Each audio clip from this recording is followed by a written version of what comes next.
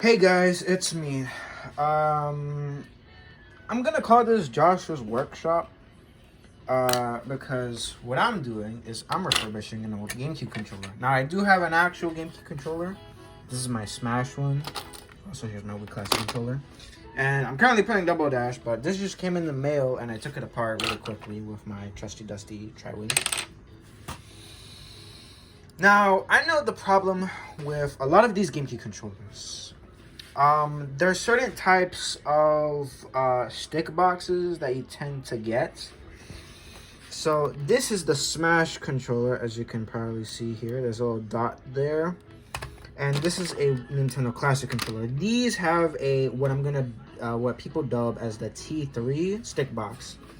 Which basically, it's that the entire thing is made out of plastic. The shell of the stick box and the internals, they're all plastic.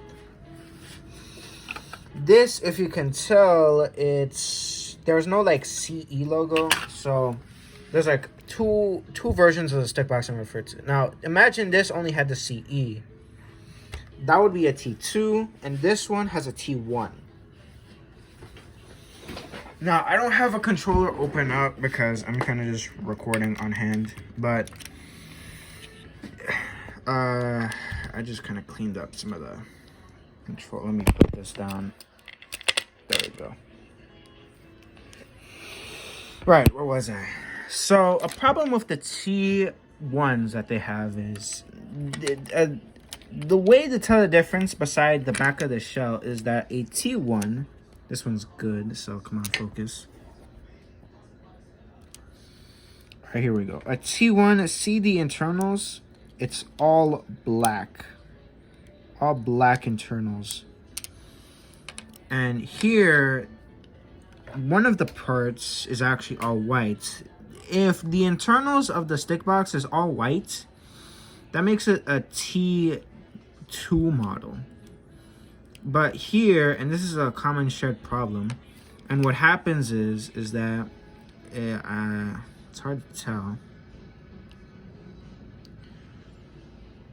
You can probably see there's a little slot that was made. It's actually because slowly but surely, due to the stick box being done like this, it actually starts to wear out really quickly.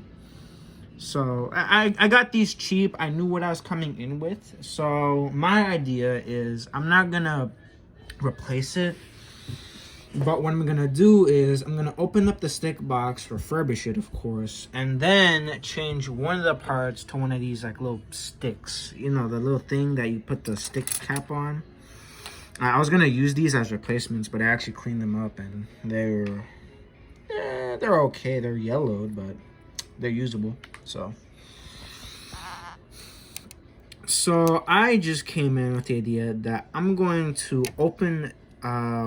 I'm gonna get these, open them up, and see if they can fit in here. And if they can, that's great. What I'm probably gonna do, if possible, is probably like grease it with some, probably like silicone grease or something.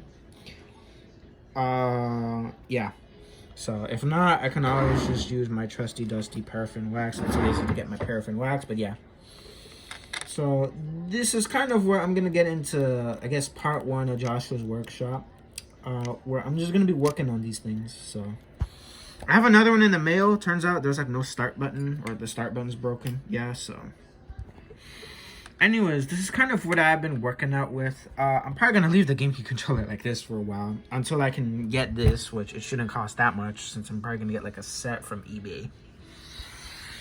I'd much rather do a rebuild of it where I just replace this part than swap out the entire stick box, because the problem is these pentiometers, they're still good, and the internals of it, they're not that bad.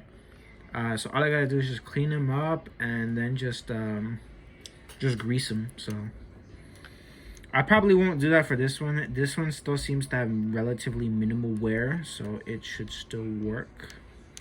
So yeah, I'm gonna just leave it like that and then switch this part right here where all the wiggle's coming from.